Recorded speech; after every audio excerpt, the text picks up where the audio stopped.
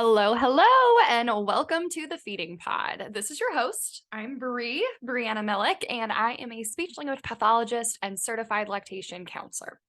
I specialize in infant and medically complex feeding and primarily see patients in the home health setting, although I do have some that I see in outpatient or via telepractice. I'm also an instructor at the university level and a PhD student studying communication and information sciences. I have a huge passion for evidence-based practice and supporting information literacy in speech, language, hearing, feeding, swallowing sciences, specifically as it pertains to social media and translational research. This podcast is meant to share anything and everything related to being a pediatric feeding SLP, feeding therapist, with sprinkling in a little bit about working in academia, being a PhD student, and how to access, appraise, and implement research into clinical practice. Some episodes may contain guests, and I'm already looking forward to some of those coming up, while others might just be me rambling about something that's been on my mind. Regardless, my goal with this podcast is that you walk away not just with newfound knowledge, but with the inspiration to think critically and not be afraid of research.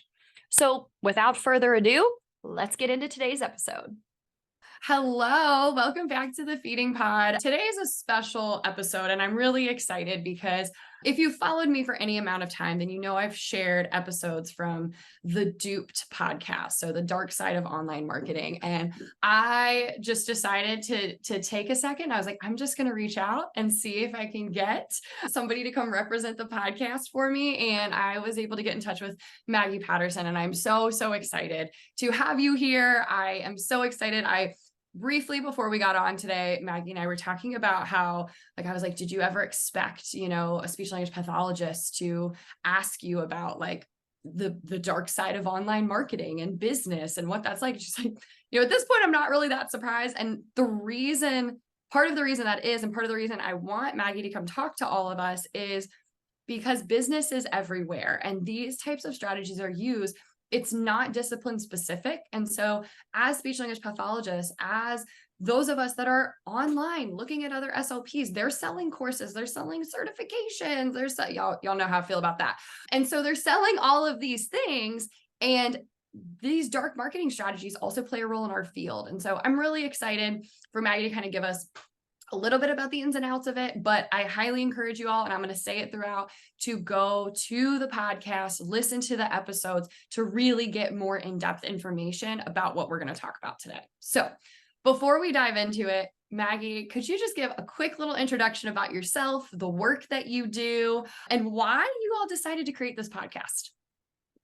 Yeah, that's a really great question. Why did we create this podcast? But a little bit about me. I am a business consultant. I own an agency that works with tech companies. I've been in the online world for about 10 years, and I've had my own business for over 18 years at this point. So as they say, I've been around the block, and my background is in communications and marketing. So when I see a lot of these things in action, knowing that I'm working very actively with tech companies and I see what they're doing, and then I see what's happening online, I'm like, oh, wow, this is just not the way it should be. And also I have a really unique understanding because of my communications background in terms of how these tactics are manipulating us. And me and my podcast partner, Michelle Mazer, are both communications professionals. So we really take that lens from yes, these are our experiences, but also from a theoretical, why does this work and why are we falling for this? And so through my work working with online business owners over the years, because I do some mentoring through masterminds and other programs, I really discovered that there was just this really seedy side of online business. And we tend to think of online business as being this very small thing, but the nature of business now is it is all very much online. So it seeps into all these pockets. And I really knew, because of my experiences and Michelle's experiences, we had an opportunity to do some consumer awareness. And I love nothing more with the Dupe podcast when someone sends us a message and says, I didn't buy something, or I was able to prevent myself from doing that. And that's exactly why we do the podcast, because it's really hard to get people to shift how they do tactics in their business, like how they might be talking about testimonials or the promises they might be making to the audience. But what we can do at a very grassroots level is impact individual consumers and help educate them so they are making informed decisions and really engaging their critical thinking before they believe the thing they see on Instagram. An ad gets them, they sign up for an SLP certification that's not worth anything.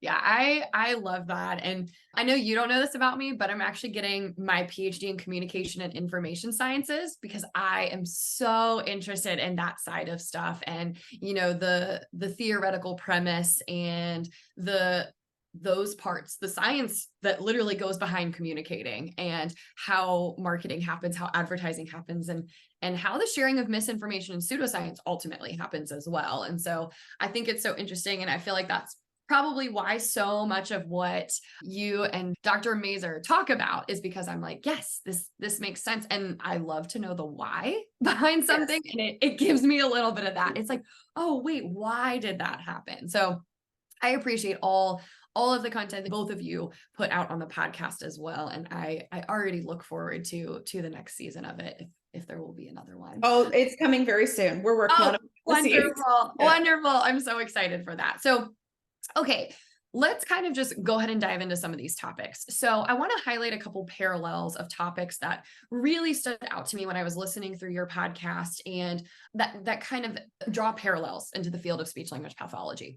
So one of the first ones is when you talked about, and this is a big topic that I like to talk about as well, and I've done a couple of presentations on ethical business in name only. That was the title of the podcast. Yeah. And really talking about how like ethical is a buzzword.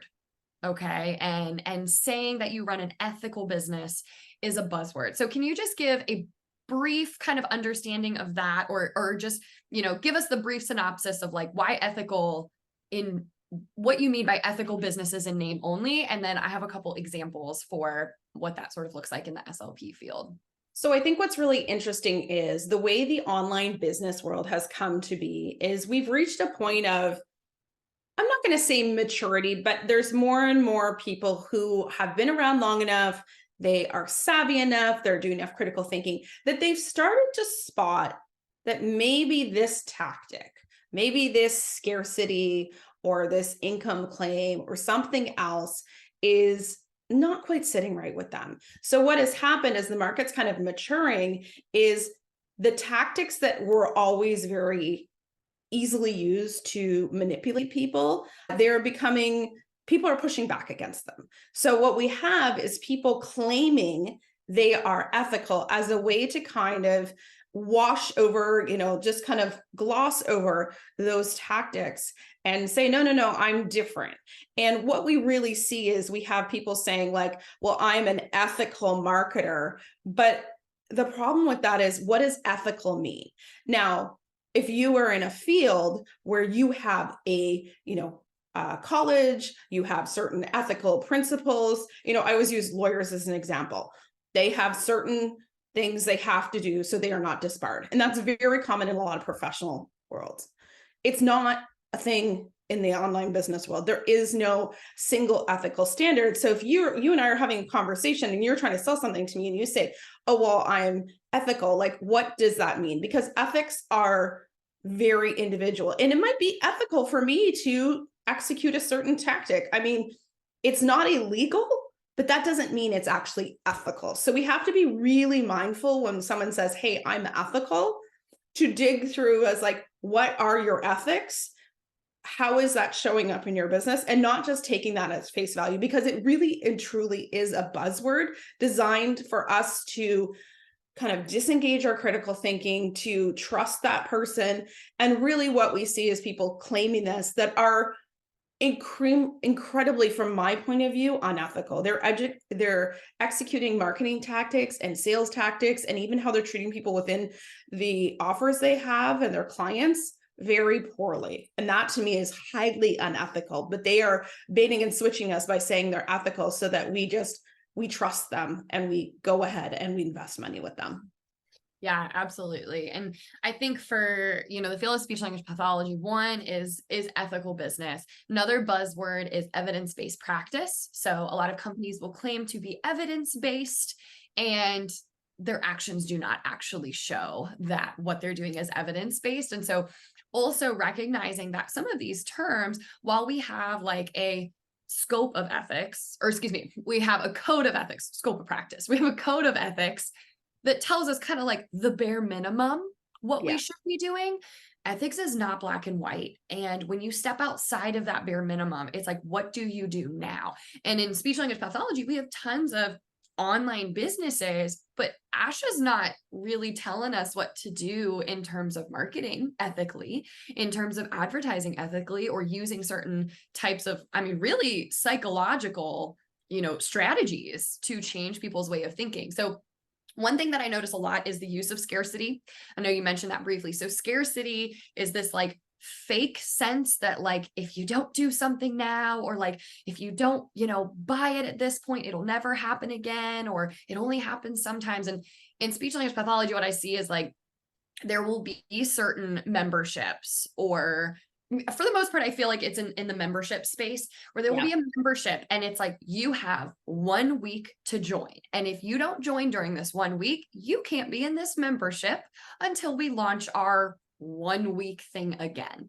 And a lot of times there's like a ton of marketing, a ton of testimonials, a ton of these like advertisements beforehand that lead up to it to tell you, hey, from this date to this date, if you don't sign up, like this is what you're going to be missing out on. And they give you this sense of scarcity, like you have to enroll now, because if you don't, you can't get in the membership, and like you may never have a chance to. They create this fake sense of it, like you'll have another chance to, and if it doesn't work for you right now, that's okay. And also like, maybe being in that membership at all doesn't matter, it maybe you don't have to be in it, but they create this like fake sense that you have to be in there.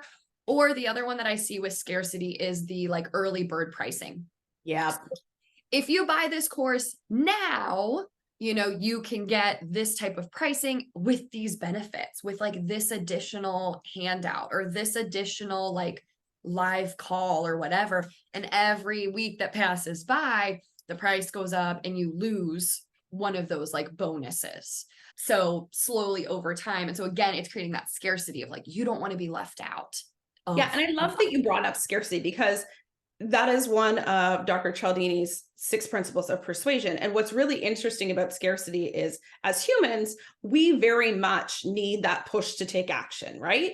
So there is really, what we could consider ethical scarcity, like real, true, natural scarcity. Great example. I have a program right now. It is a year-long cohort. It starts on October 2nd. Well, I can't enroll you on October 7th because that's not how it's going to work, because it is a closed system. But I'm not doing that as a way to create drama. I'm like, if I'm talking to someone, I'm like, listen, there'll be another round if you're not ready. That is the way to really look at it from that perspective. So you have to be like, is this true scarcity? Like, is there true urgency here, or is it being manufactured? And is it artificial? Is a way to move people along? And really things like early bird pricing with reducing benefits, that really and truly is fake scarcity. They use that as a tactic to force a decision, not because it's actually truly needed. Yep.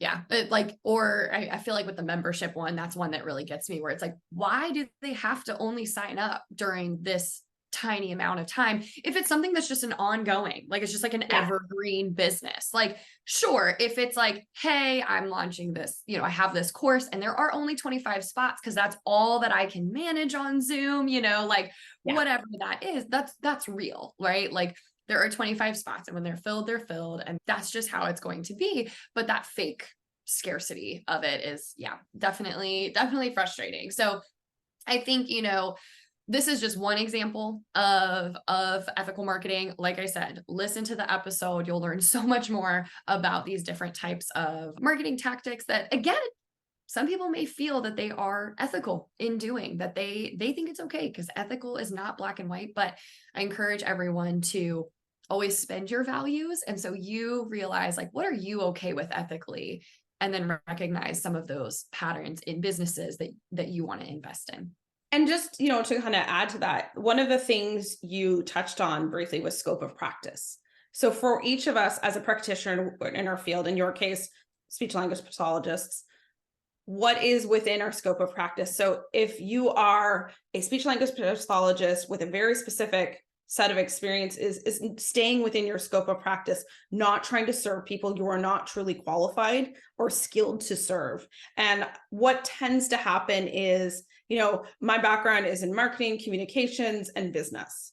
Well, what if I all of a sudden decided I was going to be a mindset coach? I would be really out of my scope of practice. So understanding for each of us and with anyone when we want to do business with, are they really and truly operating their scope of practice? What are their skills, experience, and everything else? Because we have a lot of people that are very much out of their lanes. And I think for each of us as professionals, we really need to be not chasing the money, really being like, no, I'm going to do harm, or I'm putting my clients in jeopardy if I decide to take this on.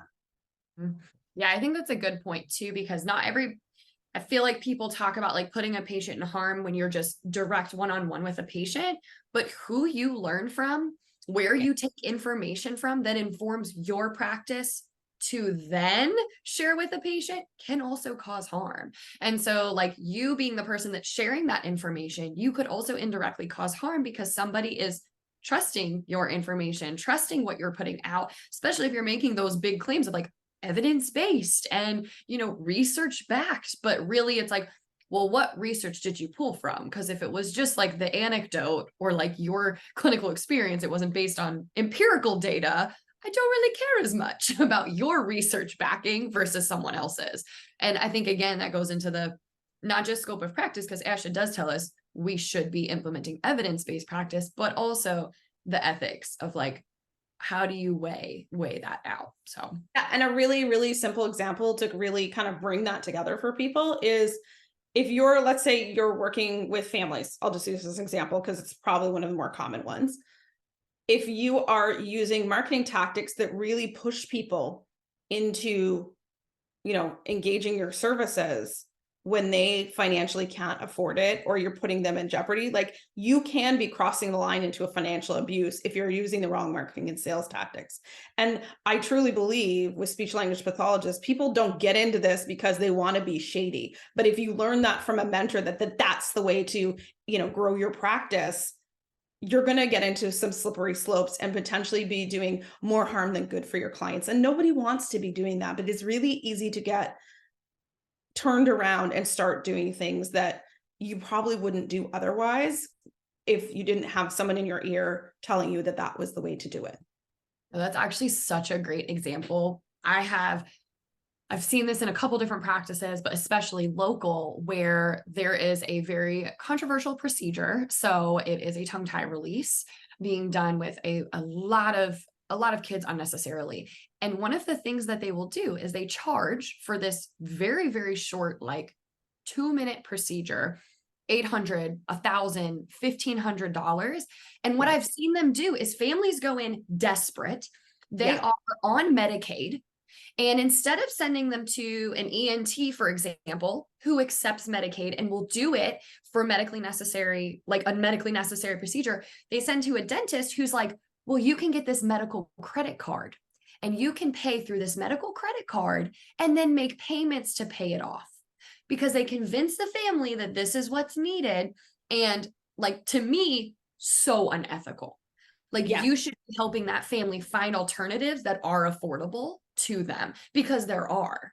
And just because maybe that other provider doesn't agree with your recommendation to release the tongue tie, well, that's a whole nother conversation. Maybe it wasn't actually necessary to begin with. And that, goes into a whole nother thing. But the business practice of that, or like the only way to make money in this field is if you do cash pay.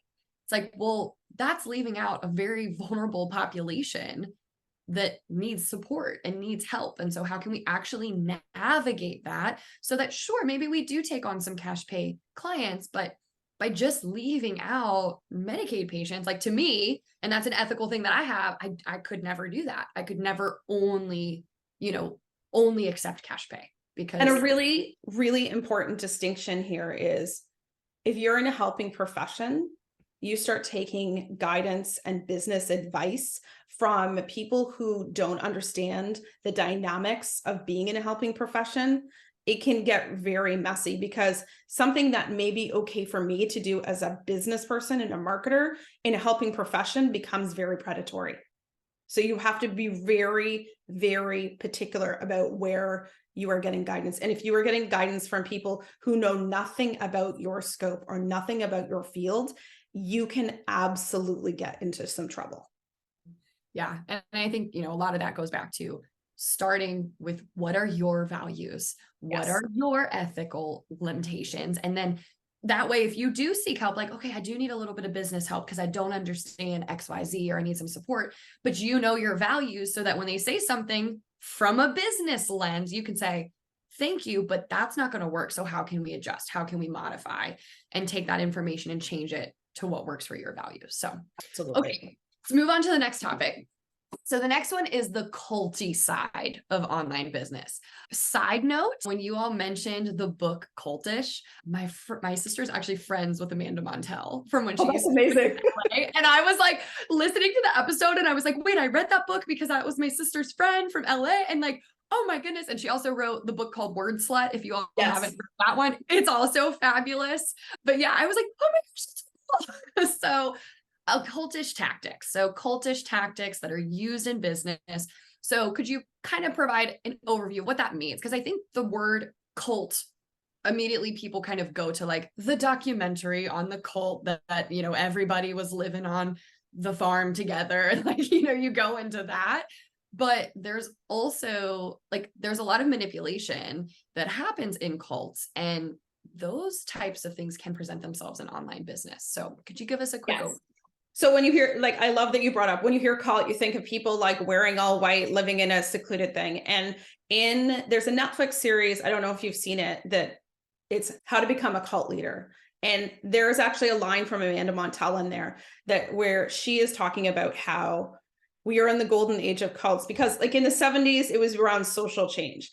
In this, it's about the algorithm. These tactics are widespread because we have the algorithm serving them up to us in the regular. So what you might not think is a traditional cult, there may be those tactics bleeding in. And I always refer to Dr. Stephen Hassan's BITE model, and BITE stands for behavior, information, thought, and emotional. And it's about coercive control. So you may not have a super extreme example, but I will give you a very general business example. When you have someone telling you, well, don't tell your husband about this, don't tell your family member about this, they don't understand. They're trying to control your thoughts, the information, and everything else. If you've ever been to what they call a large group awareness training, the room is really, really cold. They're controlling the environment. They're not giving the agenda. They're controlling the environment around you. Those are cultish tactics. So you may not be in a traditional cult, but culty things show up throughout our lives, sometimes in corporate, sometimes in groups we're involved in. And it very easily can cross the line into something that is coercive. And the most important thing to remember is we all as humans, we very much want to be like, oh, that would never happen to me. The reality is we are all incredibly vulnerable to these tactics because we are human, and recognizing them, getting familiar with them, and really and truly admitting that you are indeed vulnerable is one of the best ways to protect yourself, because you've got a healthy dose of skepticism and you're not just taking things at face value. So as much as you might be like, well, that seems extreme, it's not extreme once you really start to look at it. That these little tiny examples show up all the time. And unfortunately, in the online business circles we both run in, these things do show up more often than not.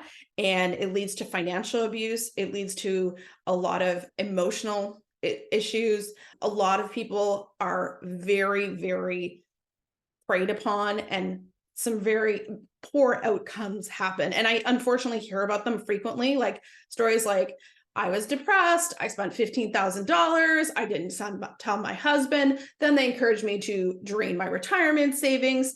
It's very easy to get kind of trapped in this loop. So admitting you are vulnerable is really part of it, is really the most important part, to make sure that you are not going to fall for those tactics. I think it's such a good point too, because admitting vulnerability doesn't mean that we're saying that, you aren't educated or that you don't have information literacy skills or you don't have a good support system. Like, it's not saying that, because many people that fall for cultish tactics are highly educated, are very like well versed in different, topics of interest, depending on what it is, but they can still fall for it. And it's because they are psychologically motivated and they're manipulative to get you to think and feel and do a certain way. So one thing that I see in the speech language pathology field, and one that I talk about on a lot because it really gets me upset, is like fear mongering. So convincing people that like, one specifically in the SLP field that happens a lot is like, if your child uses a sippy cup, they will have speech issues, they'll have feeding issues, they'll have oral facial issues, like all of these types of things. And we have no data to support that. But what they do is they scare you. And then at the very end, they're like, but here's a link to my storefront with a straw cup, or here's a code so you can buy this cup that I'm affiliated with. And they went through all these scare tactics first. So that's one. The other thing is, in terms of cultish tactics, is shaming people. Like, if you don't take this course or you don't do this mentoring, you won't be a well-trained therapist. And you have to do this or you won't. But then what they do is you do the course, but they only give you a little bit. And they're like, well, if you really want to be trained, you have to now buy this one. And then if you really, really want to, you got to buy this one. And none of them ever give you a full picture of information. And by the time you're done with it, you've spent thousands of dollars. And a lot of times you still are like, I still don't really have a picture of what this training was about. Yeah. And I think that if you actually look at more, well, for lack of a better term, brand name cults, that's the exact same thing that happens. There's an escalating commitment in terms of your investment in leader, in terms of the money you spend, the time you spend, your commitment to the group. And we do see that happening with people who are very charismatic in the business sphere, unfortunately. And I am on a personal mission to do what I can to stop it. No, I think that's like, if we think about, brand name cults, it's like, not everybody was letting the cult leader sleep with their wife immediately. Like, I feel like that's a big one, right? Like, that's not the part that happens first. And they break you down over time. I mean, it's no different than any other abusive relationship. When you start, I'll use a domestic violence kind of abusive relationship example because it's more tangible for people. When you start dating someone, they're not horrible to you right out of the gate. And it's the same thing with someone who is executing any sort of coercive control over you. Like, you tend to, and there's a quote from the docuseries The Vow: you don't join a cult, you join something good. Everyone thinks they're doing the right thing. They're doing the right thing for their child, for their family, for their personal development. And then what happens? Over time, they break you down. And then that's when things really take a turn. Yeah. And they give you this feeling of being trapped, where once you've invested, and that's a whole nother psychological thing. And I've talked about this on my page and on my podcast before, but like sunk cost fallacy, that's when things like that happen. You're like, wait, I've already spent all this time and money and energy learning about this thing and believing in this thing. How am I supposed to just walk away? And make you feel like if you do walk away, like, well, you can't come back. Like, don't ever ask for help. Don't ever nothing. And truly, if the people you're interacting with will not support you having a change of mind, having a change of passion, or what, belief, like, you probably don't want those people in your life anyway. Absolutely not. Yeah. But cultish tactics make you feel like you can't leave. Like, well, I have created my whole identity around this. How could I change? And you can, please know you can. You can say, wait, I think maybe I was a little manipulated here, and you can walk away. But I understand that it is very, very difficult. And just this is something I do always like to share here. Please do not, if this is something you have made about investment, you have been, for lack of a better term, duped, because that's what the name of the podcast is. There is no shame in that. You are an exquisite company. I have personally made some downright terrible investments and absolutely been manipulated. It happens to the best of us. And don't let the shame be the thing that keeps you trapped in that. Yeah. Because the shame is part of it. They Yes. want you to feel shame. That's purposeful. They want to get you in a position where you feel shame if you were to change or walk away. That's on Yeah. purpose. And it's okay. It's one of the reasons I like Brene Brown's work, because I'm like, get comfortable with feeling shame and feeling those uncomfortable emotions. It's okay. It is just another emotion that we have. And does it feel good? No, I don't like it, but it's way better to sit in it and move past it than continue to sit in it over a long period of time, because then it becomes even harder to change. Absolutely. Okay. Next thing I want to talk about, shifting subjects a little bit, is the episode you did on the very tired tropes, and specifically sales tropes, because I feel like that's one that has a lot more parallels in my field. And so could you explain what you mean by tropes and sales tropes specifically? So within the sales realm of online business, and those could be, they could be selling many different things. Might be coaching, might be programs, but there is very much a set of standardized tactics that have evolved over time. And what we see is we are taught that these are things you have to do to be successful. And we see them modeled all the time. And what I see a lot of, and I'm sure you've spotted this, is when you have people that are not sales experts, that don't have sales experience, your average speech language pathologist is not going to be someone who's like, "Ooh, I want to be a speech language pathologist because I want to market and sell." So you convince yourself that you're not actually good at it. And then the thing I like least about what I do is I'm like, oh yeah, I gotta let people know I got a podcast episode coming out. Like it's the worst. yeah. So when it comes to sales, what I see a lot of is people convince themselves that you're not good at sales, when sales is really just a conversation. I think that's the thing you have to remember. But then we go and we see these things modeled, and then we're taught them. So things like, don't put the price on your sales page. Well, from my point of view, with my set of ethics and values, you're now infantilizing your potential client. And the idea that you're not putting prices on the sales page is very much about manipulating them because you want to get them on the phone or in person or whatever the case is. Those Post-it note walls, that's another thing. Oh yeah. I'm enrolling a program and I've got behind me, on my closet doors, all the names of the people. It's designed to create fear of missing out. We want to create that FOMO. The idea that you have to invest in your business at a certain level or you're not serious, that one irks me, because I am a very serious business owner, but I'm not making these investments. And they manipulate that in a lot of different ways. They tell us their sad stories.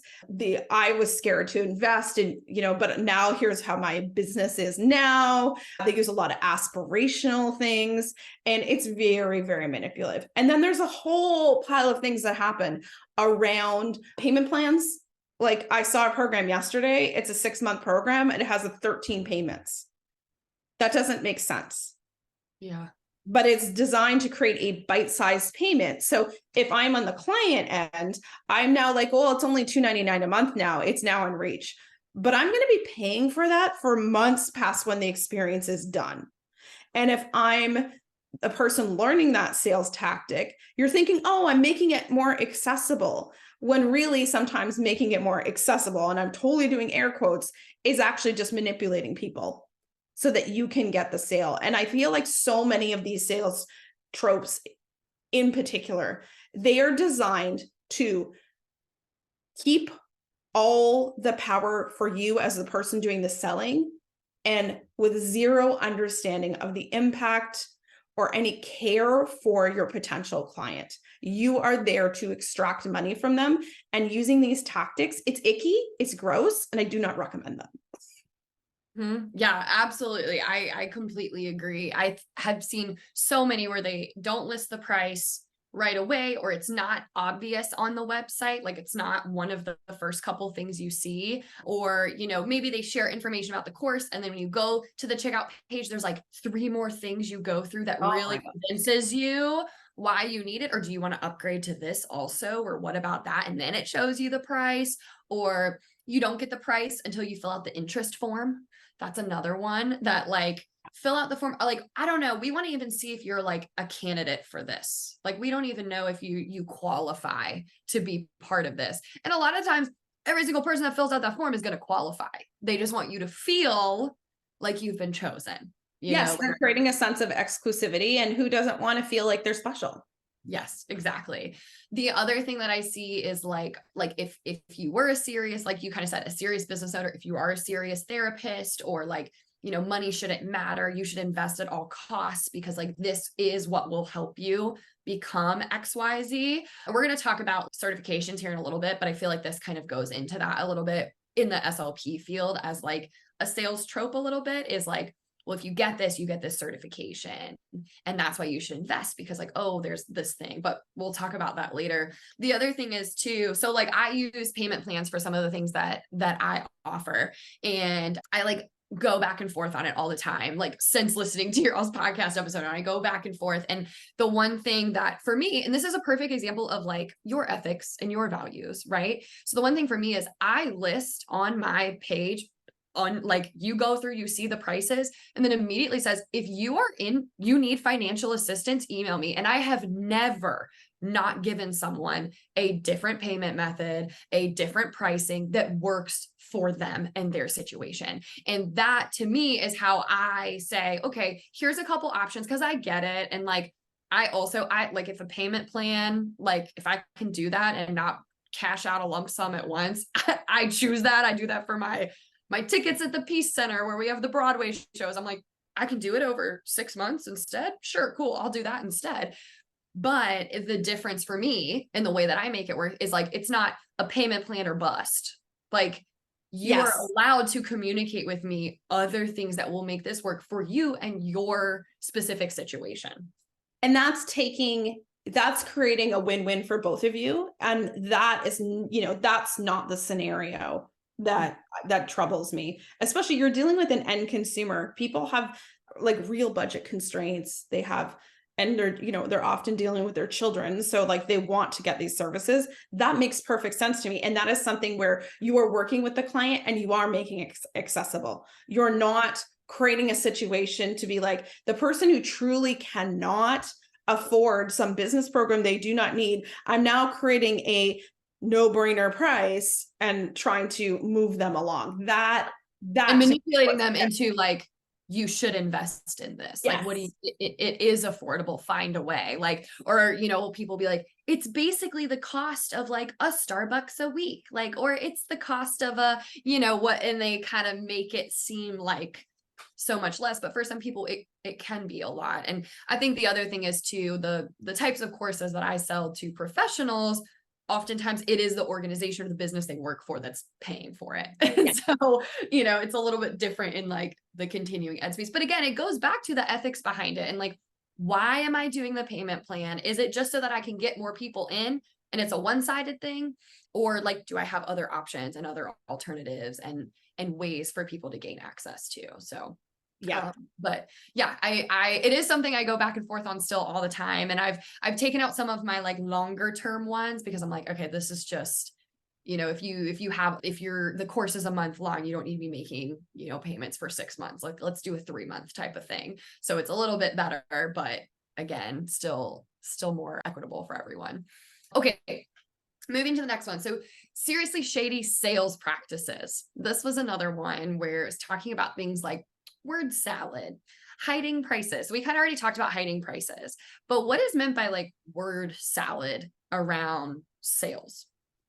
So this is, and we see word salad show up pretty much everywhere, but it's when there's just a lot of big words that don't actually make sense, but it's designed to make you think this person has some secret, they're super knowledgeable.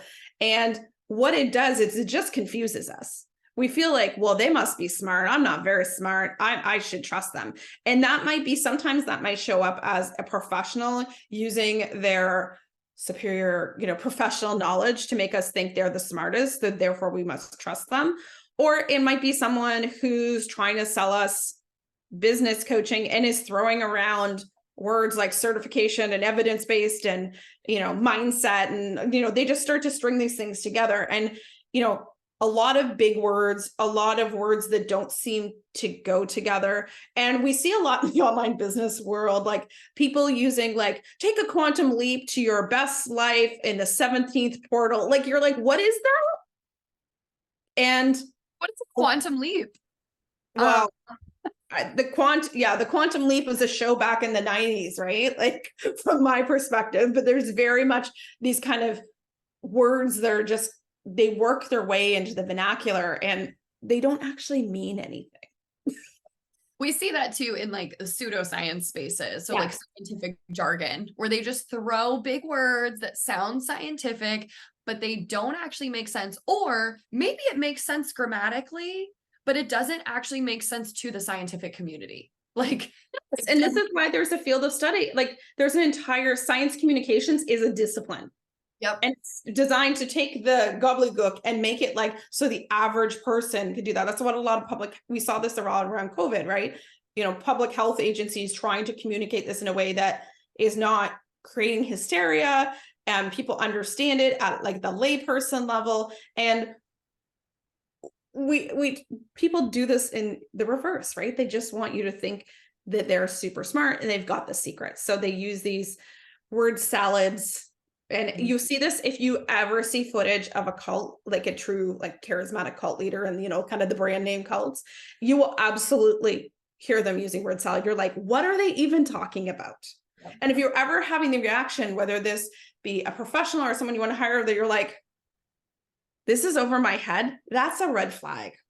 At least at the very minimum, a yellow flag. Maybe they're just a bad communicator, but 9 times out of 10, it's not that they're a bad communicator. It's that there's something going on there that should give you some pause. Yeah, I agree. Because I feel like if you are able to actually break it down to where somebody can understand it at the layman's terms, that shows a lot higher level of understanding of the information than someone that's just spewing it out, you know, as is, or with those made up words. And I think the other thing that I see with like word salad on sales pages is if you go to like a web page that's trying to sell a course, it's like page after page after scrolling after scrolling after scrolling, and it's like story and this and that, and like it takes you like 10 minutes to get to the bottom of the page that even tells you like how much the course is, or, you know, what the real offer actually is. And then it's like, oh, here's the offer.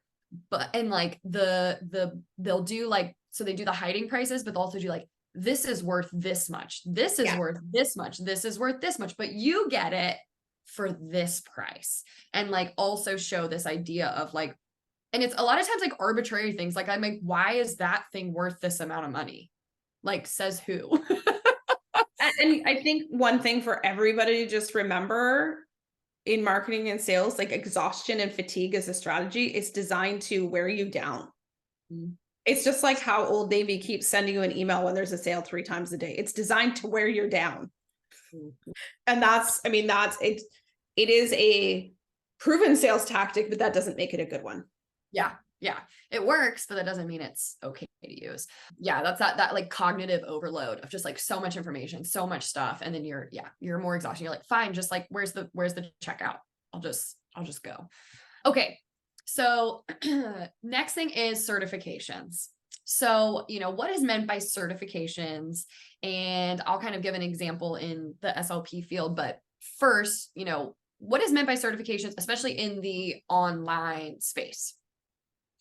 So that's a great question. So you, as speech language pathologist, have actual certifications, but what has happened is, as the market has matured, as it has, you know, been around for longer, what we're seeing is people very much creating certifications based on their body of work. And I'm like, I'm gonna certify you in my duped method for spotting, you know, coercive control in online business. Like they're totally making things up because you can charge more for it.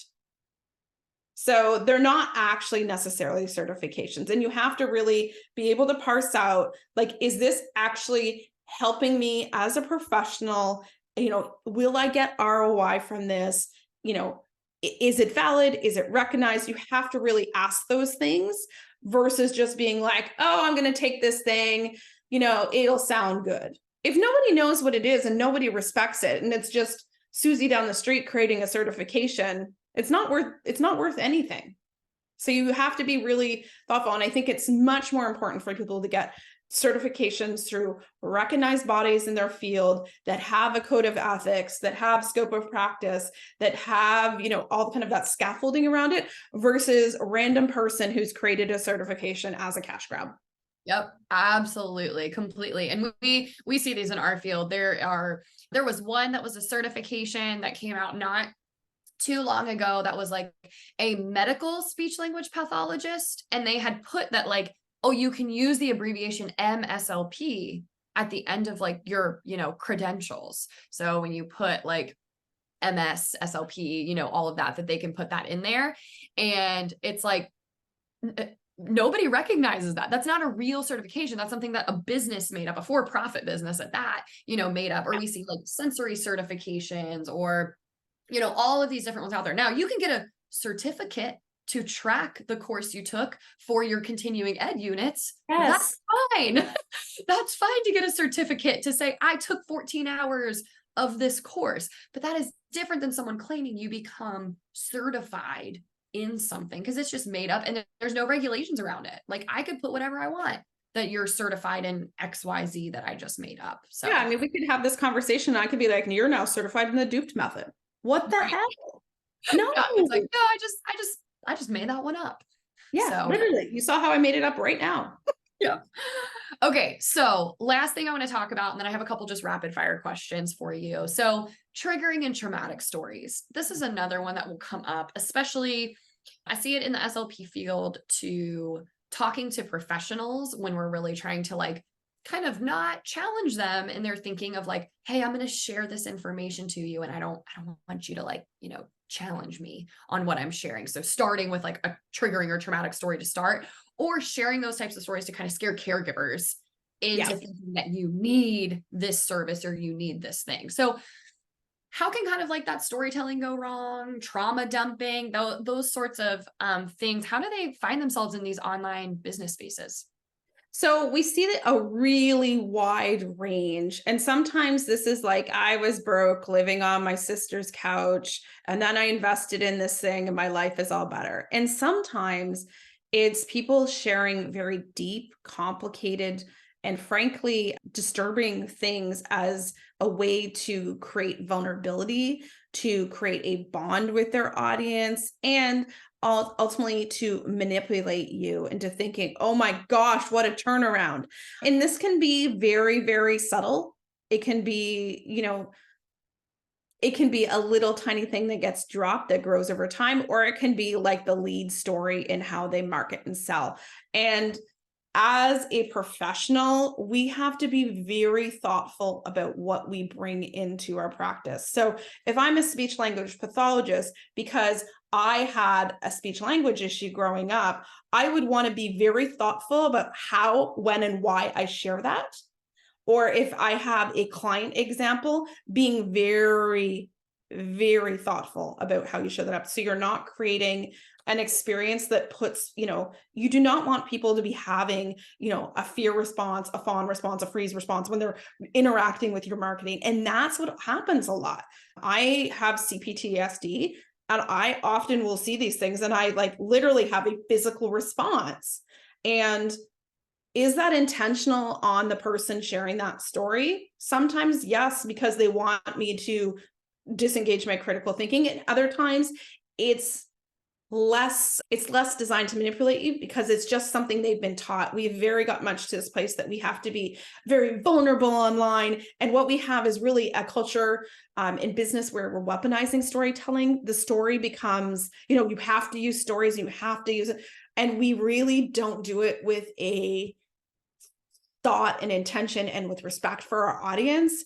And yes, you can share stories, but be very mindful and very thoughtful about what they are. And I do believe very strongly, if you are going to share things that are potentially, challenging for people in your audience, at a minimum, be using a content warning.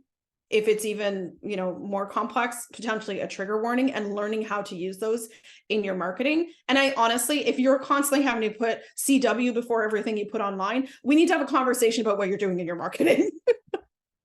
Yeah, I think especially like you said, if it's something somewhat related, right? Like I had a language disorder and this is why I went, or I had a traumatic brain injury and so I became a speech language pathologist, or this is my story. If it's something that has nothing to do with the topic, to me, that's more of a red flag.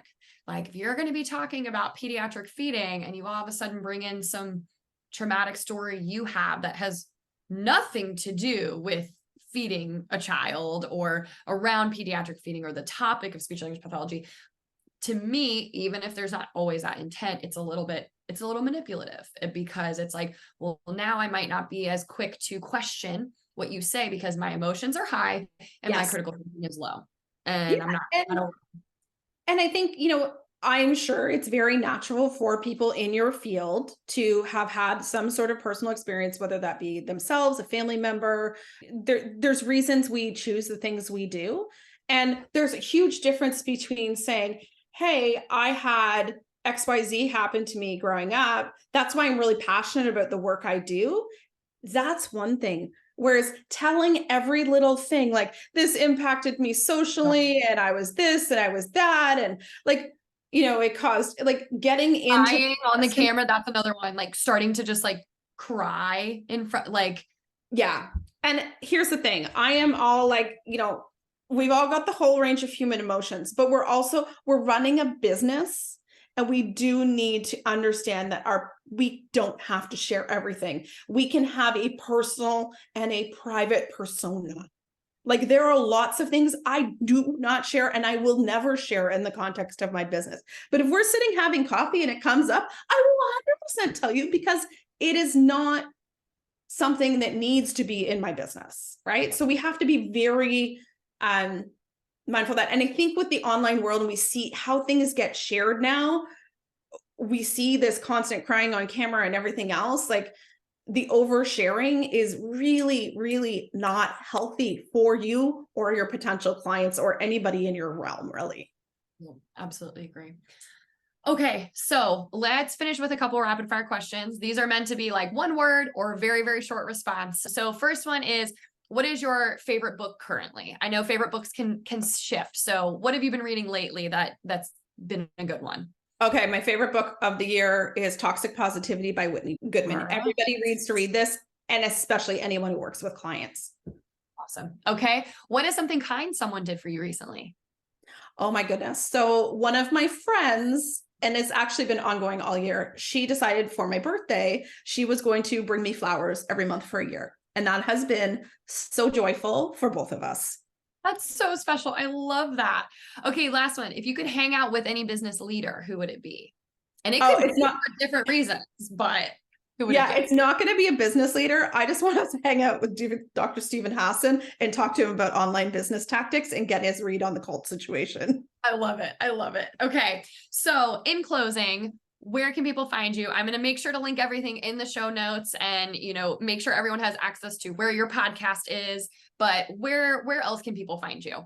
I hang out on Instagram at BS Free Business, the Duped podcast, which is duped.online and is on all major platforms. I also have another podcast called the BS Free Service Business. So if you want to talk about the tactics of building a business, that's there. And yeah, those are the main place. Oh, and my website, bsfreebusiness.com. Okay. Awesome. Well, thank you so much, Maggie. I appreciate you. This was incredible. And again, I cannot emphasize enough that this is such a small piece of what is in all of these episodes and so many more episodes that Duped has put out. So please go, if any single piece resonated with you, or you're like, ooh, that makes me feel weird because I feel like maybe, I was manipulated by that. Go listen to these podcast episodes because it will give you so much more information on it, as well as solutions, what to look out for, how to make sure that you don't become victim to these things over and over and over again. So thank you so much, Maggie. I appreciate you. And I look forward to continuing to follow along. Thank you for having me. Thanks for tuning in to the Feeding Pod this week. If you enjoyed today's episode, please don't hesitate to share this podcast with your friends and colleagues and leave us a 5-star review wherever you're listening from. If you're interested in learning more about pediatric feeding and swallowing, be sure to follow Bree, me, on Instagram at Pediatric Feeding SLP. Or check out my website where you can get access to more courses and information, www.pediatricfeedingslp.com. Again, thanks for being here and listening to my ramblings, and I hope you'll keep listening. Until next time, cheers.